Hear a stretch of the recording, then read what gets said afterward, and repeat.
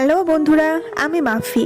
প্রতিদিন নতুন নতুন রহস্যময় মাফিয়া, হ্যাকার আর অবহেলার গল্প পেতে আমাদের চ্যানেলটি সাবস্ক্রাইব করে পাশে থাকবেন।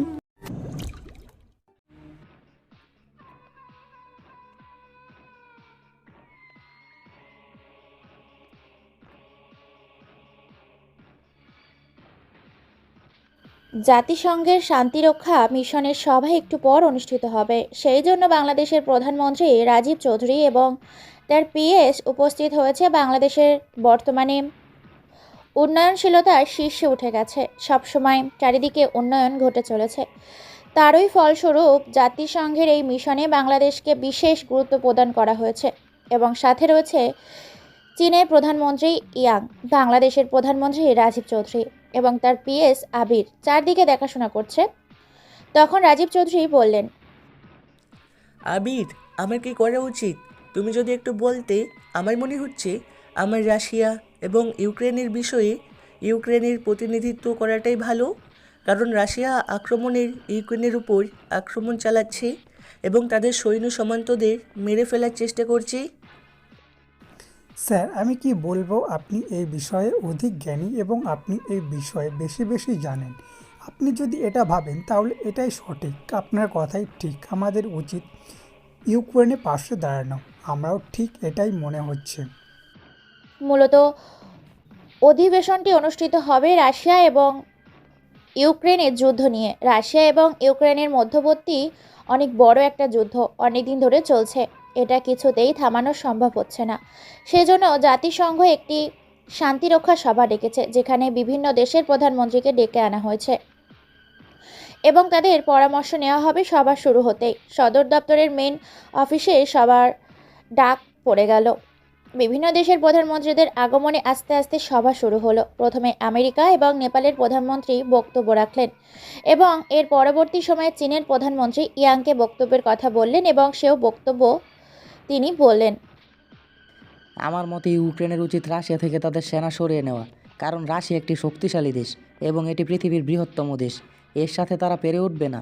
এমনি এমনি দেশের ঝামেলা বাড়িয়ে লাভ নেই, এতে দেশের জনগণেরাও ক্ষতির সম্মুখীন হবে। এর চেয়ে বরং তাদের উচিত রাশিয়ার কাছে আত্মসমর্পণ করে রাশিয়ার নেতৃত্বাধীন হয়ে পড়া। তখন বাংলাদেশের প্রধানমন্ত্রী রাজীব চৌধুরী চান কিছু কথা বলতে এবং চীনের প্রধানমন্ত্রী একটি প্রশ্ন করতে। তখন জাতিসংঘের প্রধান নির্বাহী থাকে প্রশ্ন করার সুযোগ দেন। তখন তিনি প্রশ্ন করেন, মহামান্য দেশ নেতার কাছে আমার একটাই প্রশ্ন, একজন দেশ নেতা হয়ে তিনি কিভাবে এই প্রশ্ন করতে পারেন যে ইউক্রেনের উচিত রাশিয়ার কাছে আত্মসমর্পণ করা? দুর্বলরা কি সবলদের কাছে এভাবেই অত্যাচারিত হয়ে যাবে? এখানে ইউক্রেন যেহেতু তাদের সঠিক অবস্থানে আছে, রাশিয়া যেহেতু অন্যায়ভাবে তাদেরকে দখল করতে চাচ্ছে, তাহলে কেন তারা আত্মসমর্পণ করবে? বিপরীতে চীনের প্রধানমন্ত্রীর কোনো জবাব দিতে পারেনি। এতে করে সবার কাছে তিনি লজ্জিত হন এবং অনেক দেশের প্রধানমন্ত্রী বাংলাদেশের প্রধানমন্ত্রীর পক্ষে কথা বলেন। তখন চীনের প্রধানমন্ত্রী অত্যন্ত লজ্জায় সেখান থেকে বক্তব্য প্রত্যাহার করেন এবং তিনি অত্যন্ত রাগান্বিত হন। এরপর সভা শেষ হবার পর যখন চীনের প্রধানমন্ত্রী ফিরে যাচ্ছিলেন, তখন বারংবার বাংলাদেশের প্রধানমন্ত্রীর দিকে তাকিয়ে যাচ্ছিলেন এবং প্রধানমন্ত্রী মিস্টার ইয়াং তার সাথে থাকা একজন নেতাকে বলেন, আজকে বাংলাদেশের প্রধানমন্ত্রী আমাকে অনেক অপমান করেছে। আমি এই অপমানের বদলা তাদের কাছ থেকে নেবই। তারা একটি গরিব দেশ এবং সবসময় অন্যান্য দেশের সাহায্য নিয়ে চলে। তারা কেন আমাদের বিরোধিতা করলো? আমার বক্তব্যের উপর তারা কেন কথা বলল? একটি উন্নয়নশীল দেশের প্রধানমন্ত্রীর বিপরীতে এসে কীভাবে কথা বলতে পারলো? এত বড় সাহস কীভাবে জন্মালো? তার কাছ থেকে এর প্রতিশোধ আমি নেবই। আমার অপমান আমি সহ্য করব না। তখন চীনের প্রধানমন্ত্রী সাথে থাকা তার নেতাকর্মী জন বলেন, স্যার, আপনি হয়তো জানেন না, বাংলাদেশে এখন একটি উন্নয়নশীল দেশের মধ্যে সর্ববৃহৎ দেশ। তারা প্রতি মুহূর্তে উন্নতি করেই যাচ্ছে এবং এই প্রধানমন্ত্রীর হাত ধরে তারা বিভিন্ন রকমভাবে এগিয়ে যাচ্ছে। তাদের অর্থনৈতিক অবস্থা এখন আমাদের থেকেও ভালো। আমাদের যদি তাদেরকে নষ্ট করতে হয় তাহলে সবার প্রথমে তাদের অর্থনৈতিক অবস্থা ধ্বংস করতে হবে, না হলে তাদেরকে আটকানো অসম্ভব হয়ে পড়বে। তুমি কি বলতে চাইছো? আমরা কি পারবো না তাদের ধ্বংস করে দিতে? আমাদের এত শক্তিশালী প্রযুক্তির বিরুদ্ধে তারা কিভাবে লড়াই করবে? আপনি হয়তো জানেন না যে বাংলাদেশেও এখন বিভিন্ন রকম প্রযুক্তি উদ্বোধন করছে, যে প্রযুক্তির বিরুদ্ধে আমাদের প্রযুক্তি লড়াই করে জেতা সম্ভব নয়, তাই আমাদের উচিত অন্যভাবে প্ল্যান করা। অন্যভাবে বলতে তুমি কি বোঝাতে চাইছো? যাই হোক, পরে এটা নিয়ে ভাবা যাবে। এখন চলো আমরা আমাদের দেশে ফিরে যাই। এরপর তারা নিজের দেশে ফিরে যান এবং প্ল্যান করতে থাকে কিভাবে বাংলাদেশকে অর্থনৈতিকভাবে দুর্বল এবং সব কিছু শেষ করে দেওয়া যায়। কিন্তু কিছুতেই কিছু হয়ে উঠছিল না ওইদিকে। আজ আমি অনেক খুশি, আমার উদ্ভাবন কাজে লেগে গেছে। গত কয়েকদিন আগে বাবার সাথে এসেছিলাম মাঠে কাজ করতে। তখন আমাদের পাশের জমিতে চাষ করা চাচাকে দেখলাম বসে কান্না করছে। আমি নিলয়, বর্তমানে ঢাকা মেডিকেল বিশ্ববিদ্যালয়ে কেমিক্যাল সায়েন্স বিষয়ের ছাত্র। বাবা একজন দরিদ্র কৃষক, মাঠে কাজ করে কোনোমতে আমাদের পরিবার চালান। আমার পরিবারের শুধুমাত্র আমি আর আমার বাবা মা, আর কেউ নেই আমার পরিবারে। সেজন্য বাবা আমার পরিবারের খরচ চালিয়ে পরে আমাকে লেখাপড়ার খরচ দেওয়ার মতো সামর্থ্য থাকে না। সেই জন্য আমি বাবার সাথে একটু সাহায্য করার জন্য, বিশ্ববিদ্যালয় বন্ধ ছিল তাই মাঠে কাজ করতে চলে এসেছিলাম। এসে রহিম চাচাকে এভাবে কান্না করতে দেখে আমি তার পাশে গিয়ে বসলাম। বসে বললাম, চাচা কি হয়েছে? আপনি কান্না করছেন কেন? আপনার কি সমস্যা? আমাকে খুলে বলুন। এখানে এভাবে বসে কান্না করছেন কেন? পরিবারের কোনো ঝামেলা হয়েছে নাকি? না বাবা, পরিবারে কোনো ঝামেলা নেই। আমার ধানের জমিতে অনেক শখ করে ধান গাছ লাগিয়েছিলাম, কিন্তু 2 দিন আগের বৃষ্টিতে নতুন ধান গাছের চারার নিচে পানি জমে গিয়েছে এবং সেখান থেকে ধানগুলো পচে গেছে, ফসল নষ্ট হয়ে গেছে। আমার অনেক ইচ্ছা ছিল এবার ফসল হলে সেগুলো বিক্রি করে নিজের ছোটো মেয়েটার বিবাহ দেব। বিয়ে ঠিক হয়ে গেছে, কিন্তু আমি টাকার কারণে দিতে পারছি না। জামাই অনেক টাকা যৌতুক দাবি করেছে। এখন আমি কিভাবে কি করব বলো বাবা? আমি ফেরত কোনো কথা বলতে পারলাম না, কারণ এটা প্রাকৃতিক একটা দুর্যোগ। আমি কিভাবে এটার মোকাবেলা করব? কিন্তু আমার মনে এই কথাটা রয়ে গেল। বর্তমানে যে ধান উৎপাদন হয় সেগুলোর অধিকাংশ সময়েই দেখা যায় কৃষকরা ব্যর্থ হয়। আমাদের দেশে এই সমস্যাটা অনেক ভয়াবহ পরিস্থিতি ধারণ করেছে। সেই দিন আর চাচাকে সান্ত্বনা দিয়ে বাসায় ফিরিয়ে দিয়েছিলাম, কিন্তু বিপরীতে আমার কিছুই করার ছিল না। পরে যেদিন ভার্সিটি খুললো সেদিন আমি আমার ক্লাসে বসেছিলাম। হঠাৎ করে স্যার এসে বললেন, স্টুডেন্ট, সবার উদ্দেশ্যে একটা কথা। তোমাদেরকে আমরা কয়েকটা গ্রুপে বিভক্ত করে দিয়েছিলাম অনেক দিন আগে। এখন তোমাদেরকে একটা প্রেজেন্টেশন রেডি করতে হবে। আমি তখন স্যারের কথা শুনে স্যারের দিকে তাকালাম। সব স্টুডেন্টরা খুবই উৎসাহ নিয়ে কাজটা করার জন্য তৈরি হচ্ছে। আমাদের গ্রুপে পড়েছিল মেহের, রবি আর রিয়া। তারা জনেই এই বিষয়ে পড়াশোনা করে। আমি তখন তাদের সাথে বসে ভার্সিটির ক্যাম্পাসে আলাপ আলোচনা করছিলাম যে কি প্রেজেন্টেশন তৈরি করা যায়, কিন্তু কিছুই মাথায় আসছিল না। একজন এক এক বুদ্ধি বলছিলাম, কিন্তু কারোর বুদ্ধি কাজে লাগছিল না। তখন আমি তাদেরকে বললাম, আচ্ছা আমরা যদি আমাদের ডিপার্টমেন্টের বাইরে গিয়ে কিছু করি তাহলে তো সমস্যা হবে না। আসলে আমি 2-3 দিন আগে বাবার সাথে মাঠে গিয়েছিলাম এবং সেখানে দেখলাম জমির ফসল নষ্ট হয়ে যাচ্ছে। কৃষকরা অনেক কষ্টে আছে। আমরা যদি এই বিষয়ে কাজ করি তাহলে কেমন হবে? কিন্তু নিলয়, আমরা তো চাষি নই, আমরা হলাম কেমিক্যাল সায়েন্সের স্টুডেন্ট। আমরা কিভাবে কৃষিকাজ নিয়ে প্রেজেন্টেশন তৈরি করব? চাষে না হলে আমাদেরকে চাষে হতে হবে। চলো আমরা সবাই মিলে নিলয়দের বাসায় চলে যাই, এরপর সেখান থেকে প্রেজেন্টেশন তৈরি করব। তাহলে কেমন হবে? রবি অনেকটা হাসির ছলে কথাটা বলল, কিন্তু আমার কাছে কথাটা ভালো লাগলো। আমরা যদি সবাই মিলে মাঠে মিলেমিশে সব কিছু দেখে একটা জিনিস আবিষ্কার করতে পারি, তাহলে সেটা যদি পরবর্তীতে কাজে লাগে তাহলে এটা আমাদের জন্য অনেক বড় একটা প্রাপ্তি। রবি, তুই সত্যি বলছিস। তোরা আমার গ্রামে যাবি। তোরা আমার গ্রামে যাস তাহলে দেখতে পাবি গ্রামের পরিবেশ অনেক সুন্দর। সারা জীবন তো শহরে লেখাপড়া করলি, কিন্তু গ্রামের পরিবেশ তো আর দেখা হয়নি। একবার চল, দেখে আসবি। আরে আমি আর মেহের তো এক পেয়ে রাজি। এখন রিয়া যদি দিতে চায় তাহলে? আমার কোনো সমস্যা নেই, আমি আব্বুকে বললেই আব্বু রাজি হয়ে যাবে। আর আম্মুকে তো ম্যানেজ করাই আছে। আমি যখন যেখানেই যেতে চাই আম্মু কোনোদিনও মানা করবে না। শুধু আব্বুকে ম্যানেজ করতে পারলেই হয়ে যাবে। ঠিক আছে, তুই যা, বাড়িতে গিয়ে তোর আব্বুকে ম্যানেজ কর। আমি রবি আর নিলয় মিলে সব কিছু ম্যানেজ করে নিই। এরপর আমরা সবাই তৈরি হতে লাগলাম আমাদের গ্রামে যাওয়ার জন্য। পরের দিন আমরা বেরিয়ে পড়লাম আমাদের গ্রামের উদ্দেশ্যে। স্যারকে বলে গিয়েছিলাম, স্যারও আমাদেরকে সহযোগিতা করেছেন এ বিষয়ে। আমরা গ্রামে যাওয়ার পর প্রথমে আমাদের বাসায় গেলাম। বাসায় হঠাৎ করে আব্বু আমাকে দেখে এগিয়ে এসে বললেন, কি ব্যাপার নিলয়, তোরা চলে এসেছিস? আমরা তোর জন্যই অপেক্ষা করছিলাম। তোর চাচা তোর জন্য এই শাকসবজি দিয়ে গেছে তোর বন্ধু বান্ধবকে খাওয়ানোর জন্য। গ্রামের পরিবেশ সত্যিই অনেক আনন্দের। যদি গ্রামে কোনো মেহমান আসে তাহলে সবাই মিলে বিভিন্ন প্রকার শাকসবজি এসে দিয়ে যায়। সেই অতিথিকে খাওয়ানোর জন্য যখন শুনেছেন শহর থেকে এখানে আসবে, তখন থেকেই তারা বাবাকে বিভিন্ন রকম কথা বলতে শুরু করেছে। সবাই অনেক খুশি, সবাই আমাদের বাসায় এসেছে তাদেরকে দেখতে। আমরা তখন আমাদের ছোট একটা ঘরে উঠলাম। আমি তখন রবি, রিয়া আর মেহেরকে উদ্দেশ্য করে বললাম, তোদের অনেক সমস্যা হবে এখানে থাকতে, আমি জানি এটা, কিন্তু একটু ম্যানেজ করে নিস। আসলে আমাদের আর কোনো ভালো বাড়ি নেই, আর গ্রামে তো হোটেল নেই যে হোটেলে তোদেরকে রাখবো, তাই এখানে ম্যানেজ করে থাকতে হবে। আরে আমাদের কোনো সমস্যা নেই, আমাদের এভাবেই চলে যাবে, অনেক এনজয় হবে এখানে থাকতে। কিন্তু আমি কোথায় থাকবো? তুমি আমার সাথে থাকবে মা? মায়ের কথায় রিয়া পিছনে ফিরে তাকালো। মা রিয়াকে এসে জড়িয়ে ধরলেন। দিয়াও হাসি দিয়ে মাকে জড়িয়ে ধরল। তাদের যেন কত দিনের পরিচয়, কিন্তু জীবনে একজন আরেকজনকে দেখেই না। আজই প্রথম পরিচয়। এরপর বিকালের দিকে আমরা বেরিয়ে পড়লাম গ্রামের চারদিক ঘোরাঘুরি করার জন্য, গ্রামের পরিবেশটা তাদেরকে দেখানোর জন্য। এখানে সবাই শহরে থাকে, কেউ গ্রামে কোনোদিন আসেনি। গ্রামের নদী, খালবিল, রাস্তাঘাট দেখে তারা খুবই উচ্ছ্বসিত।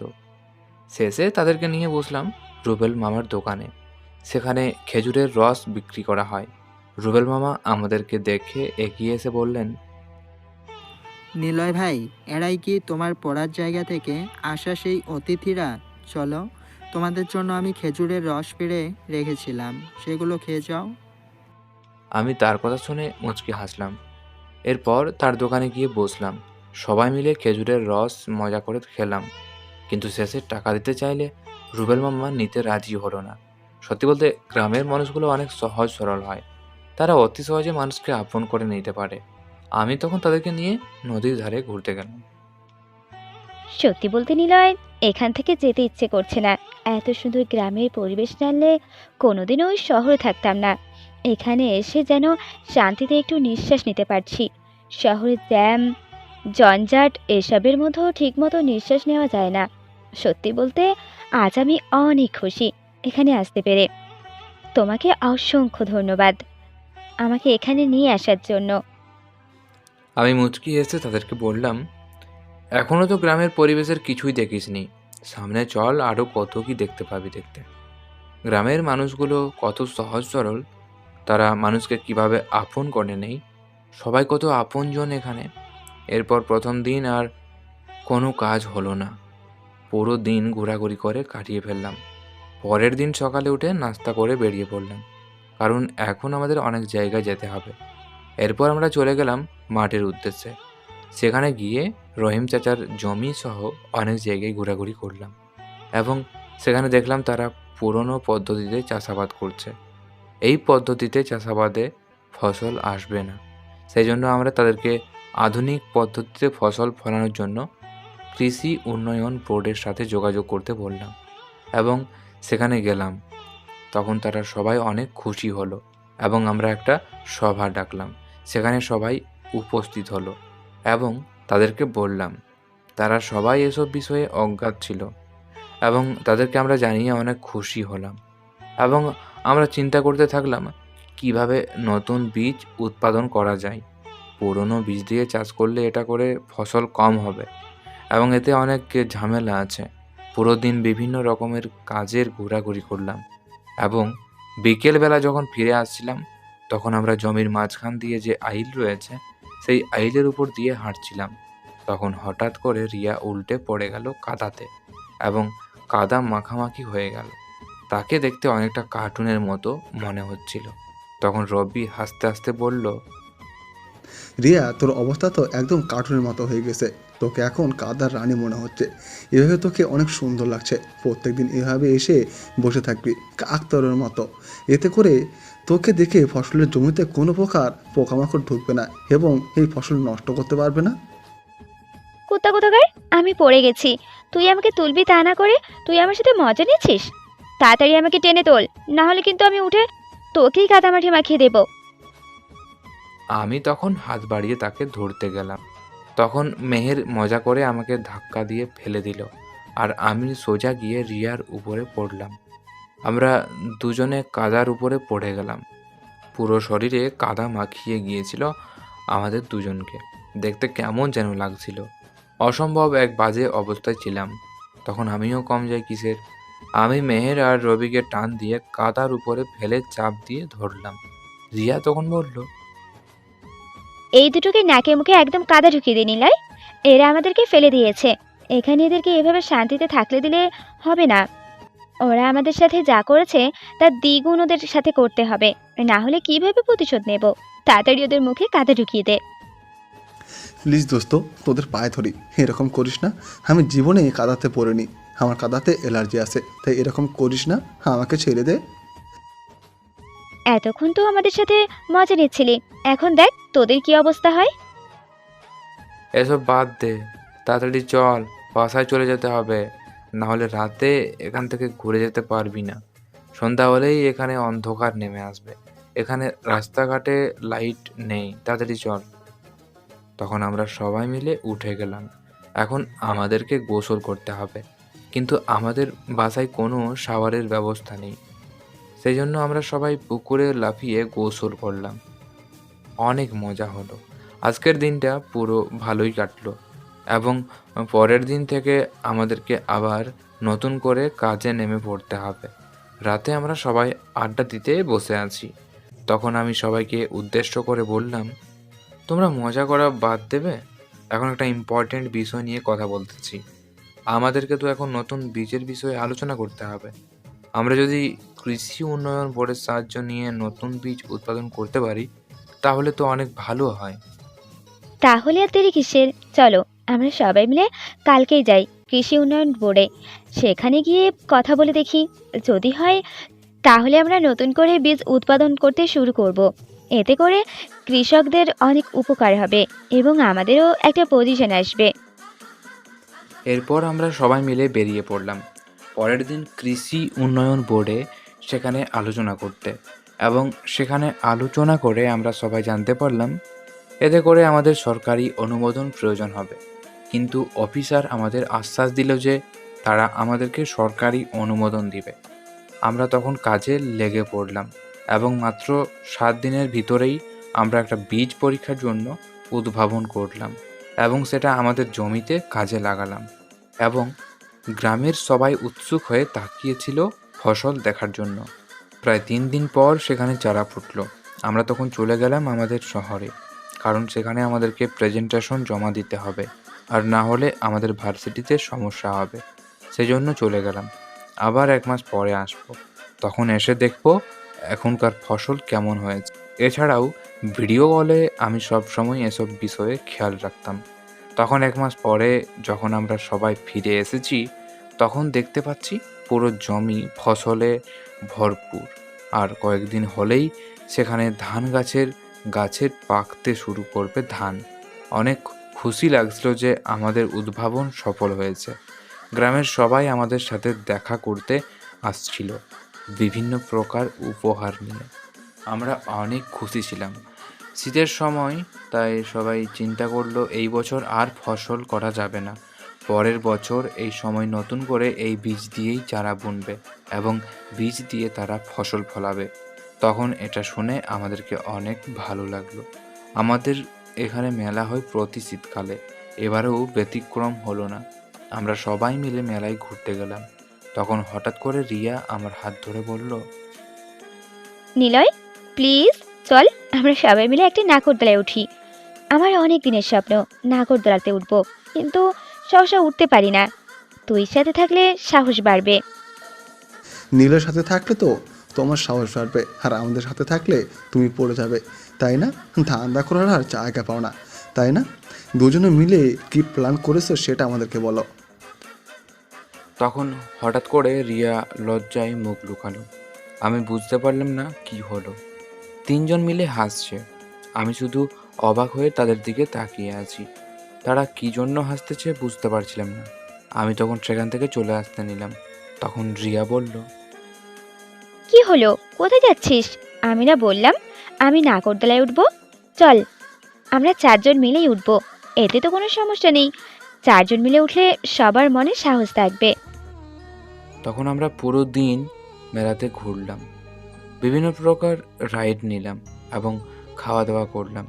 এরপর আমাদের ফেরার সময় চলে আসলো। এখানে আর বেশি দিন থাকা যাবে না, কারণ আমাদের পড়াশোনা রয়েছে, আমাদের পড়াশোনা শেষ করতে হবে। সেই জন্য আমরা শহরের উদ্দেশ্যে ফিরে আসলাম। শহরে আসার পরেও আমাদের বন্ধুদের মধ্যে কোনো ফাটল ধরলো না। আমরা সবাই আগের মতোই আড্ডা, সব কিছুতে ব্যস্ত হয়ে পড়লাম। তখন হঠাৎ করে একদিন সকালে রিয়া আমাকে কল দিয়ে কান্না করতে শুরু করলো। আমি তার কান্না শুনে নিজের মনে কিছুটা কষ্ট লাগছিল। আমার বেস্ট ফ্রেন্ড কান্না করছে, কেন কান্না করছে, কী জন্য কান্না করছে সেটা জিজ্ঞেস করছিলাম, কিন্তু সে কোনো কথা বলছে না, শুধু কান্না করছিল। সে কান্না করতে করতে বলল, নিলয়, নিলয়, আমার বাবা মারা গেছে। আমি এখন কি করব? আমার বাবা মারা গেছেন আজকে সকালে। হঠাৎ করে কি থেকে কি হয়ে গেল? কথাটা শুনে আমার অনেক খারাপ লাগলো। আমি তখন মেহের আর রবিকে নিয়ে দৌড়ে চলে গেলাম রিয়াদের বাসায়। সেখানে গিয়ে অনেক লোকজন। আমার অনেক খারাপ লাগছিল রিয়াকে দেখে। সে কান্না থামাতে পারছিল না। আমি তখন রিয়াকে বুঝালাম, দেখ দোস্ত, সবার একদিন মরতে হবে। হয়তো তোর বাবাকে এখন মরতে হয়েছে, কিন্তু কয়েকদিন পর তো আমাদেরও মরতে হবে। মৃত্যু সবার জীবনে অবধারিত। কেউ 2 দিন আগে মরে, কেউ 2 দিন পরে মরে, কিন্তু সবাইকে মরতে হয়। তাই এসব নিয়ে আর চিন্তা করিস না। এখন সামনের দিনগুলো নিয়ে চিন্তা কর, কিভাবে কি করবি। নীলা তখন কিছুটা শান্ত হলো। আমরা তখন আন্টির সাথে দেখা করলাম, তাকেও বুঝালাম। আন্টিও অনেক কান্না করছিল, কিছুই বুঝতে চাইছিল না। তার চাচা আছেন, তারা এখন ব্যবসা দেখাশোনা করবেন, কিন্তু এখন আমাদের উচিত রিয়ার পাশে দাঁড়ানো, তাকে সবসময় মানসিকভাবে খুশি রাখার, কারণ সে একদম মানসিকভাবে ভেঙে পড়েছে। সেই জন্য আমরা সবাই মিলে তাকে সান্ত্বনা দেওয়ার চেষ্টা করছিলাম। চীনের প্রেসিডেন্ট ইয়াং এবং তার সাথী জন মিলে হাসতেছে। তাদের হাসির কারণ একটাই, তারা সুযোগ পেয়ে গেছে কিভাবে ধ্বংস করবে সব কিছু। তখন তারা হাসতে হাসতে একজন আরেকজনের সাথে কথোপকথন করছে এবং হঠাৎ করে প্রেসিডেন্ট ইয়াং বলল, আমি বলেছিলাম না জন, আমরা খুঁজে পাবো। আমরা এমন একটা জিনিস খুঁজে পেয়েছি। এখন দেখব বাংলাদেশের প্রেসিডেন্ট কিভাবে কি করে। তাদের দেশকে একদম ধ্বংস করে দিব, তাদের সব কিছু আমরা শেষ করে দিব। এমন একটা প্ল্যান করেছি, এই প্ল্যানটা যদি আমাদের সঠিক মতো কাজে লাগে তাহলে তাদের উন্নতি একদম ধ্বংস করে দিব। তাদের সব কিছু আমাদের হাতে চলে আসবে। তখন দেখব তারা কিভাবে কি করতে পারে। তাদের সব কিছু এখন আমাদের কন্ট্রোলে। ঠিক বলেছেন স্যার। আমরা যদি সঠিকভাবে অ্যাটাকটা করতে পারি তাহলে বাংলাদেশের উন্নতি একদম ধ্বংস হয়ে যাবে। আবার যদি করোনার মতো নতুন একটা মহামারী ছড়িয়ে পড়ে পুরো দেশে, তাহলে পুরো দেশ একদম ধ্বংস হয়ে যাবে। পুরো দেশের মানুষ কান্না করেও কুল পাবে না, কারণ তাদের দেশে এখনও এত ভালো ওষুধের কোম্পানি বের হয়নি যেটা থেকে তারা অ্যান্টিবায়োটিক তৈরি করবে। প্রেসিডেন্ট তখন আর একটা লোককে ডেকে নিয়ে আসলো। তাদের ওই লোকটাকে দিয়ে কাজ করাবে। এই লোকটাকে তারা টোপ হিসাবে ব্যবহার করে বাংলাদেশকে ধ্বংস করে দিতে চাইছে। তখন লোকটার সামনে আসলো এবং লোকটার মৃত্যু হতে পারে এই কাজে তারা বুঝতে পারছে, কিন্তু লোকটা সাহস করেই আসছে। তখন প্রেসিডেন্ট ইয়াং বলল, রায়ান, যদি তুমি ঠিকমতো কাজটা করতে পারো তাহলে তোমাকে এত টাকা দিব যা তুমি কল্পনাও করতে পারবে না। তুমি যদি সঠিক মতো এই কাজটা করতে পারো তাহলে তোমাকে আমি এত বড় একটা জায়গায় নিয়ে আসবো যেটা তুমি কোনো দিন চিন্তাও করোনি। আমরা একটা ভাইরাস আবিষ্কার করেছি। সেই ভাইরাসটা তুমি শুধু বাংলাদেশে গিয়ে এমন একটা জায়গায় ফেলে আসবে যেখানে মানুষ যাতায়াত করে, কারণ বেশি মানুষ যেখানে সেখানে কাজ করবে এবং মানুষ মৃত্যুবরণ করবে। পুরো দেশ অচল হয়ে যাবে, পুরো দেশ বন্ধ হয়ে যাবে, তাদের উন্নতি শেষ হয়ে যাবে। যদি একবার বাংলাদেশের উন্নতি বন্ধ করে দিতে পারি, তাহলে আমার অপমানের বদলা আমি এমনভাবে নিব যেটা তারা কল্পনাও করতে পারবে না। আমার সৈন্য সামন্ত পাঠিয়ে তাদেরকে একদম ধ্বংস করে দিব। তুমি শুধু ঠিকমতো এই কাজটা করে দেখাও আমাকে। আপনি কোনো চিন্তা করবেন না স্যার, আমি কাজটা ঠিকমতোই করব। আপনি শুধু আমার পরিবারকে দেখে রাখবেন, আমার পরিবারে যেন কোনো ক্ষতি না হয় সেই দিকেই খেয়াল রাখবে। আমি সব কাজ ঠিকমতোই করছি এবং তাদেরকে এমন অবস্থা করব যে তারা কল্পনাও করতে পারবে না। এরপর লোকটা বেরিয়ে গেল এবং তারা হাসতে শুরু করলো, কারণ তারা একটা বক্সের ভেতর ভাইরাস পাঠিয়ে দিয়েছে। সেই ভাইরাসটা তারা বিয়ার থেকে সংগ্রহ করেছে। এই ধরনের ভাল্লুকের শরীরে এক প্রকার ক্রোমোজোম থাকে, ক্রোমোজোম থেকে এই ভাইরাসটা আবিষ্কার করা হয়। সেই ভাইরাসটা মানুষের শরীরে একবার প্রবেশ করতে পারলে মানুষের মৃত্যু নিশ্চিত। তাই তারা এটা খুব সাবধানে একটা বক্সে পাঠিয়ে দিয়েছে এবং সেই লোকটা সেটা দিয়ে বাংলাদেশে চলে এসেছে। এবং বাংলাদেশের সবচেয়ে কোনো ঘন বসতিপূর্ণ যানজট এলাকা হচ্ছে ঢাকা। লোকটা তখন ঢাকায় ঠিক মধ্যখানে উত্তরায় চলে আসলো এবং সেখান থেকে চলে গেল শহীদ মিনার এবং জাতীয় স্মৃতিসৌধের ওখানে। সেখানে গিয়ে ঢাকা বিশ্ববিদ্যালয়ে প্রাঙ্গণে সেই বক্সটার মুখ খুলে দিল এবং সেখান থেকে সোজা এয়ারপোর্টে এসে চলে গেল চীনের।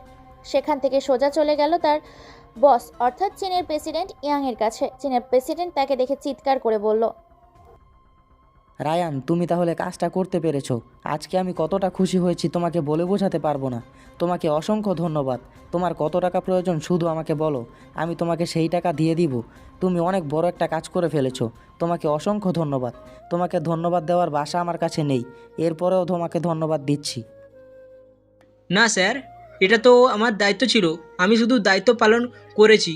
আমার বেশি টাকা লাগবে না, আমি যেন সারা জীবন শান্তিমতো খেয়ে পরে বেঁচে থাকতে পারি, এটাই আমার একমাত্র আশা। আপনি শুধু এই ব্যবস্থা করে দিন, এরপরে আমার আর কিছু চাওয়ার নেই। চীনের প্রেসিডেন্ট তখন অনেক বড় একটা অ্যামাউন্ট দিয়ে দিল রায়ানকে। রায়ান সেখান থেকে চলে আসলো এবং আস্তে আস্তে বাংলাদেশে ছড়িয়ে পড়তে শুরু করলো সেই নতুন রোগ, যার কোনো ওষুধ আবিষ্কার হয়নি। একজন দিনের পর দিন মরে যাচ্ছিল। প্রত্যেক দিন কমসে কম 100 লোক মারা যাচ্ছিল। প্রতিদিন হাজার হাজার মানুষ এসে হসপিটালে ভিড় জমাচ্ছিল, কিন্তু ডাক্তাররা এই রোগের কারণ বা এই রোগের কিছুই বুঝতে পারছিল না। এটা মহামারীর আকার ধারণ করেছিল। সবাই এটা নিয়ে ব্যস্ত হয়ে পড়েছিল কি হবে। দেশের সরকার তখন দেশে লকডাউন ঘোষণা করে, যেখানে করোনা ভাইরাস আসার পর পুরো বিশ্ব লকডাউনে পরিণত হয়েছিল, সেটা এখন শুধু বাংলাদেশে। এই ভাইরাসটা ছড়িয়ে পড়েছে। ভাইরাসের নাম কি বা এই ভাইরাস কি সেটা কেউই বুঝতে পারছিল না। রাজীব চৌধুরী তখন চিন্তায় পড়ে গেলেন, কি হলো, কিভাবে এই ভাইরাস দেশে ছড়িয়ে পড়লো। তার দেশের এত বড় ক্ষতি তিনি সহ্য করতে পারছিলেন না। পুরো বিশ্ব টেনশনে, কেন বাংলাদেশে এই ভাইরাস ছড়িয়ে পড়লো বা এই ভাইরাস কোত্থেকে আসলো তিনি কিছুই বুঝতে পারছিলেন না। তিনি আবিরের সাথে পরামর্শ করতে বসলেন, সাথে কয়েকজন মন্ত্রীকে ডেকে নিয়ে আসলেন। আবির, কি হলো? এসব কোথা থেকে এই ভাইরাস চলে আসলো হঠাৎ করে দেশে? আমি তো কিছুই বুঝতে পারছি না। এই ভাইরাসের কারণ কি? ডাক্তাররা আবিষ্কার করতে পেরেছে এই ভাইরাসের পরবর্তী পদক্ষেপ আমাদের সঠিকভাবে নিতে হবে, না হলে দেশের মানুষের অর্থনৈতিক অবস্থা একদম ধ্বংস হয়ে যাবে। আমার দেশের এত বড় ক্ষতি কে করলো? স্যার, আমি কিছুই বুঝতে পারছি না এই ভাইরাস কোথা থেকে আসলো। অনেক চিকিৎসায় এই ভাইরাসের কারণ বা এই ভাইরাসের নাম কি সেটা বোঝার চেষ্টা করছেন, কিন্তু কিছুই খুঁজে পাচ্ছেন না তারা। এই ভাইরাস কোথা থেকে আসলো সেটা জানা অসম্ভব হয়ে পড়েছে। এখন কি হবে? আমার দেশে কি কোনো এমন চিকিৎসক নেই যে ভাইরাসের ভ্যাকসিন আবিষ্কার করতে পারে? এত কষ্ট করে এত বড় বড় মেডিকেল কলেজ কেন প্রতিষ্ঠা করলাম, তারা কি কিছুই খুঁজে পাচ্ছে না? স্যার, হঠাৎ করে এত বড় আকার ধারণ করবে এটা কেউ বুঝতে পারেনি। এটা একটা মহামারীর আকার ধারণ করে গেছে। অনেক মানুষ প্রতিদিন মারা যাচ্ছে। ডক্টরের এই বিষয়ে কিছুই বুঝতে পারছে না এটা কোথা থেকে আবিষ্কার হলো এবং কোথা থেকে এই ভাইরাস ছড়িয়ে পড়লো, তার কিছুই বুঝতে পারছেন না। এরপর আমি সবার সাথে কথা বলেছি, সবাই ব্যস্ত এই ভাইরাস কারণ আর এই ভাইরাস সম্পর্কে জানতে, কিন্তু কেউ কিছু জানতে পারছে না। যদি জানে তাহলে আপনাকে জানিয়ে দেওয়া হবে। কতদিন লাগবে এই ভাইরাসের সম্পর্কে জানতে? এই ভাইরাসকে যত তাড়াতাড়ি সম্ভব দেশ থেকে ধ্বংস করে দিতে হবে। এই ভাইরাসের ভ্যাকসিন আবিষ্কার করতে হবে, না হলে দেশের অবস্থা একদম খারাপ হয়ে যাবে। দেশের অর্থনৈতিক অবস্থার উন্নতির সময় এইরকম যদি বাধা আসে তাহলে দেশ কিভাবে উন্নয়ন করবে? দেশের অবস্থা একদম খারাপ হয়ে যাবে। তুমি যত চিকিৎসক আছে সবাইকে ডাকো, সবার সাথে আমি পরামর্শ করতে চাই। সবাইকে বলো আমার কাছে আসতে, তাদের সাথে পরামর্শ করে আমি এই ভাইরাসের ভ্যাকসিন আবিষ্কার করতে চাই। স্যার, আপনি কোনো চিন্তা করবেন না। আমি ঢাকা বিশ্ববিদ্যালয় সহ বাংলাদেশের যত বড় বড় মেডিকেল বিশ্ববিদ্যালয় আছে, সব জায়গায় যত বড় বড় ডক্টর আছে সবাইকে আমি খবর দিয়েছি। তার আগামীকাল এখানে চলে আসবে। তাদের সাথে পরামর্শ করে আমরা নিশ্চয়ই এই ভাইরাসের কোনো একটা কারণ খুঁজে পাবো এবং এই ভাইরাসের উৎপত্তি কোথা থেকে সেটাও জানতে পারবো।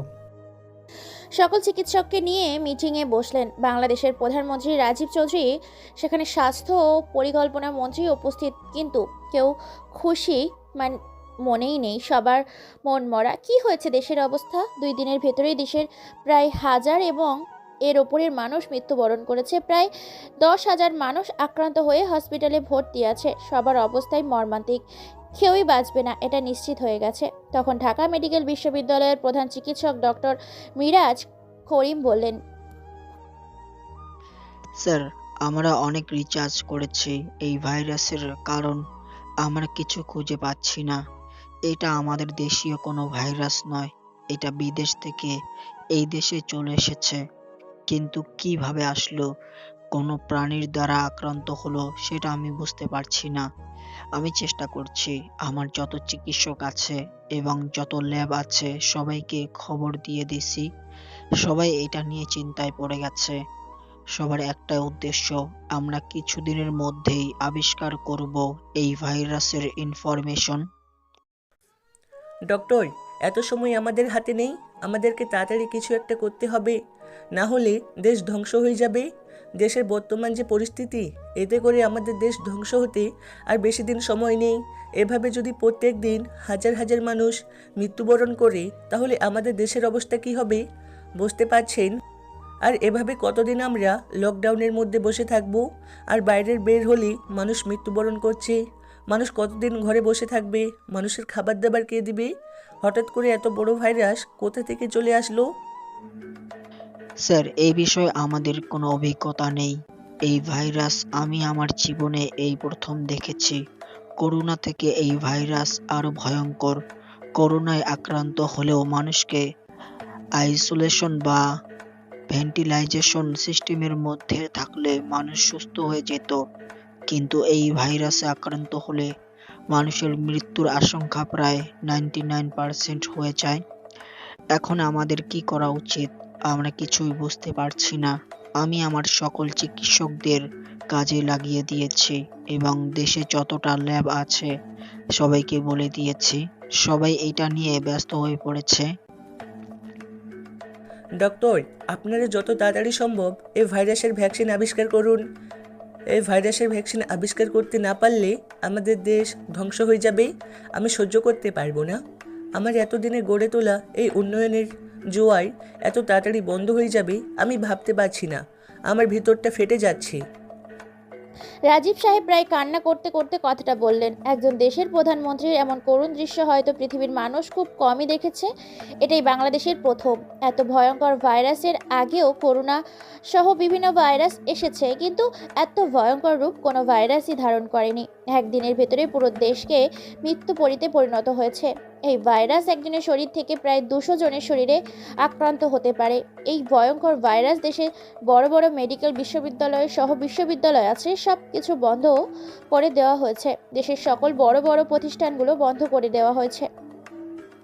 এখন দেশের অর্থনৈতিক চাকা একদমই দুর্বল হয়ে গেছে। দেশ থেকে একটা পণ্য বিদেশে রূপান্তরিত হচ্ছে না। সকল দেশ এই ভয়ঙ্কর ভাইরাসের কথা শুনে বাংলাদেশ থেকে পণ্য নেওয়া বন্ধ করে দিয়েছে। বাংলাদেশের অবস্থা একদমই খারাপ হয়ে গেছে। রাজীব চৌধুরী কি করবেন কিছুই বুঝতে পারছিলেন না। জাতিসংঘের সদর দপ্তরে তিনি কল করেন। তারাও এই ভাইরাস নিয়ে টেনশন করছে। বিদেশ থেকে কয়েকজন চিকিৎসককে পাঠানো হয়েছে বাংলাদেশে, কিন্তু তারাও এই ভাইরাসের কারণ খুঁজে পাচ্ছেন না। তখন শেষ নিউজিল্যান্ডের একজন ডক্টর মরিসনের ভাইরাসের প্রথম উৎপত্তি প্রশ্ন জানতে পারে। সে জানায় এই ভাইরাস একটি ভয়ঙ্কর ভাল্লুকের ক্রোমোজোম থেকে তৈরি করা হয়েছে এবং এই ভাইরাস শুধুমাত্র দক্ষিণ পূর্ব এশিয়াতেই পাওয়া যায়। কিন্তু এই ভাইরাস বানানো খুবই কঠিন এবং খুবই ভয়ঙ্কর একটা কাজ। এটা যে কোনো লোক করতে পারে না, এর জন্য অনেক ভালো এবং দক্ষ লোকের প্রয়োজন হয়। তাহলে এই ভাইরাস কিভাবে বাংলাদেশে চলে আসলো? এই ভাইরাস আসার পেছনে হয়তো কোনো বড় চক্রের হাত রয়েছে, যারা বাংলাদেশকে ধ্বংস করে দিতে চায়, বাংলাদেশের অর্থনীতি দুর্বল করে দিতে চায়।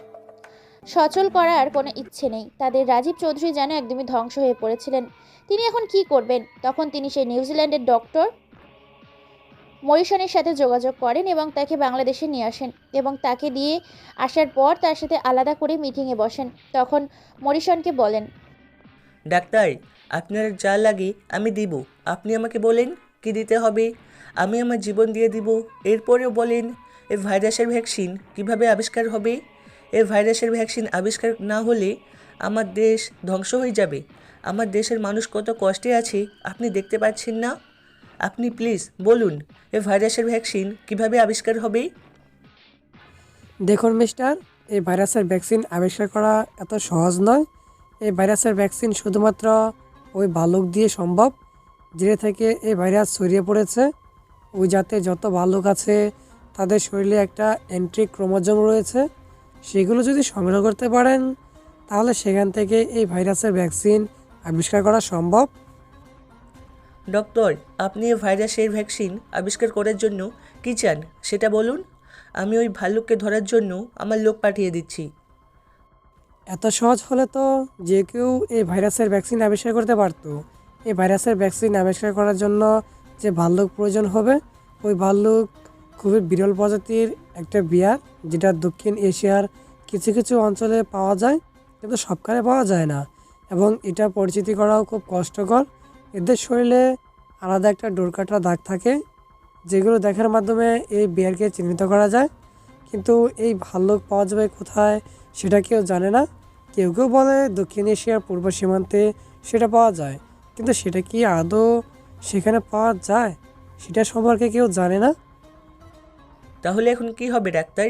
যে করেই হোক এই ভাইরাসের ভ্যাকসিন আমাদেরকে আবিষ্কার করতে হবে, না হলে আমাদের দেশ ধ্বংস হয়ে যাবে। এই ভাইরাসের ভ্যাকসিন আবিষ্কার করতে হবে, সেটা যে করেই হোক। কোথাও পাওয়া যাবে সেটা আপনি খোঁজ করুন। আপনাকে আমি রিকোয়েস্ট করছি, দরকার হয় আপনার পায়ে ধরছি। এরপরও বলুন। আপনি কি বলছেন? আমি যদি পারতাম তাহলে কি আমি চেষ্টা করতাম না?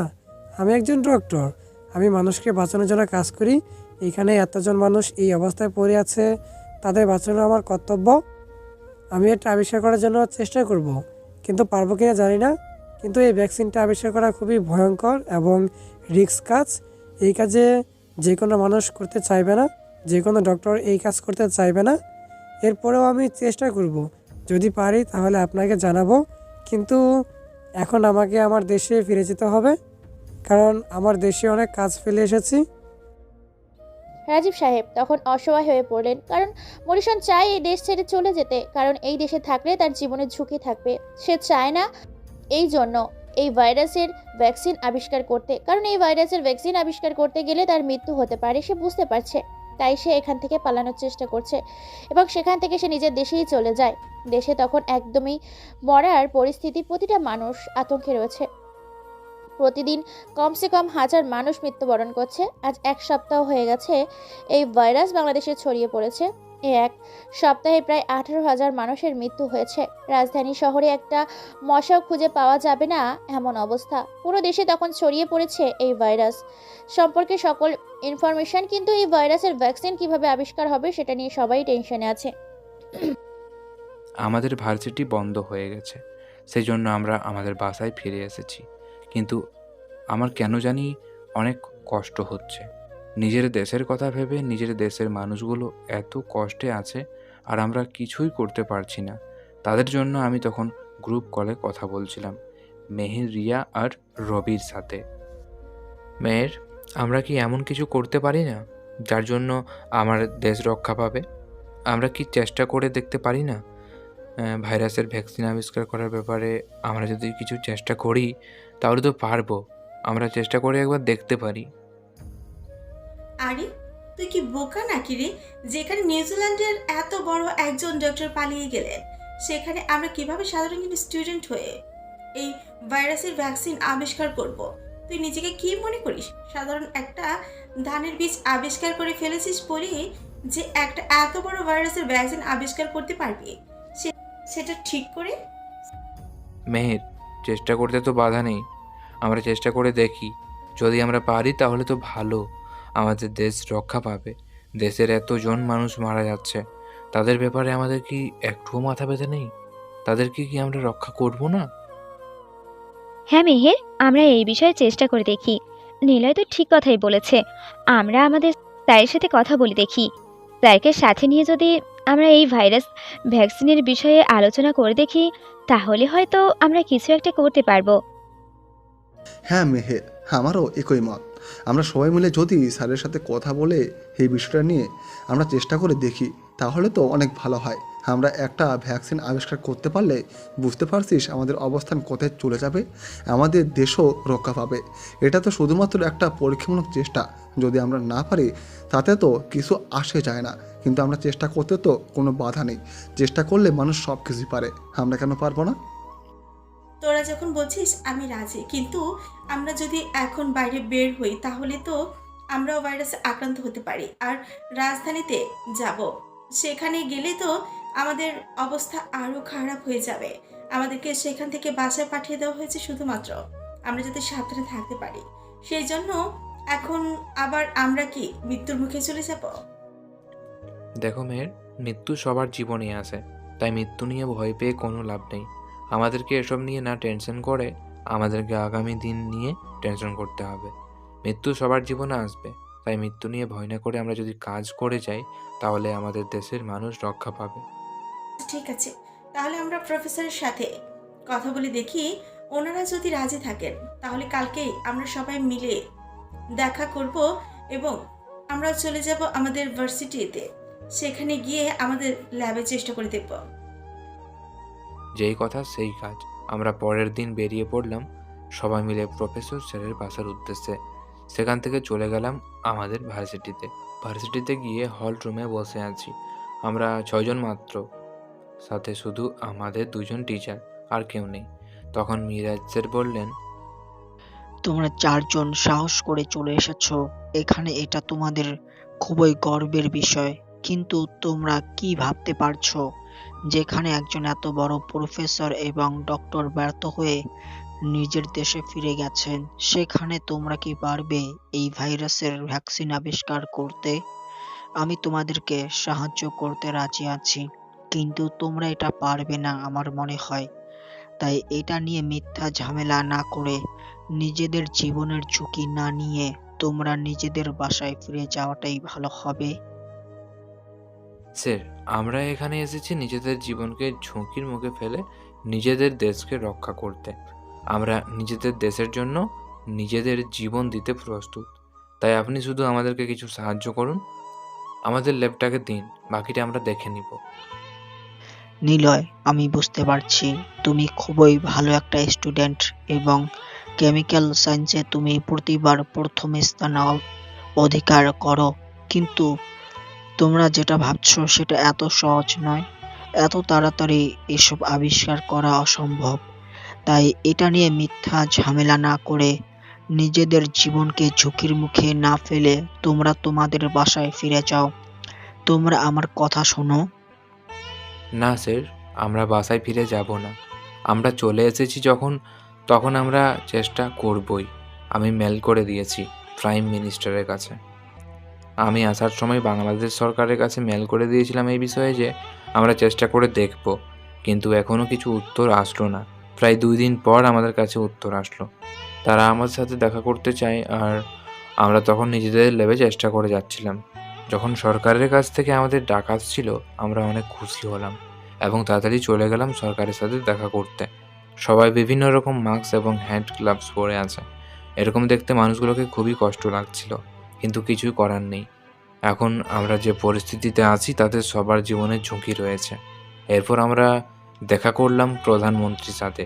তিনি আমাদেরকে দেখে বললেন, তোমরা খুবই ছোট, তোমরা এইসব জিনিস পারবে না। তাই মিথ্যা। তোমরা এইসব চেষ্টা না করে তোমরা তোমাদের বাসায় ফিরে যাও এবং সেখানে ভালোভাবে থেকো। তোমাদের জীবনের ঝুঁকি নিয়ে তোমরা এই কাজ করতে যেও না। তোমাদের স্যারের সাথে আমি কথা বলেছি, তিনিও আমাকে এই পরামর্শ দিয়েছেন তোমাদেরকে বাসায় ফিরে যাওয়ার নির্দেশ দিতে। তোমরা প্লিজ নিজেদের বাসায় ফিরে যাও। এরকম চেষ্টা করে নিজেদের জীবনটাকে ধ্বংস করে দিও না। তোমাদের দিকে তাকিয়ে আছে পরবর্তী প্রজন্ম। স্যার, আপনার থেকে এই কথাটা আমি আশা করিনি। আমি ভাবছিলাম আপনি আমাদেরকে সাহস যোগাবেন। আমরা চলে এসেছি আমাদের বাসা থেকে। হ্যাঁ, আমরা সবাই চলে এসেছি শুধুমাত্র নিজের দেশকে রক্ষা করতে। প্লিজ আমাদেরকে একটা সুযোগ দিন শুধু। আমি শুনেছি মানুষ চেষ্টা করলে সব কিছুই পারে, তাই আমরা একটাবার চেষ্টা করে দেখতে চাই। চেষ্টা করতে তো কোনো বাধা নেই। প্লিজ আমাদেরকে সহযোগিতা করুন, আমাদেরকে শুধু অর্ডারটা দিন।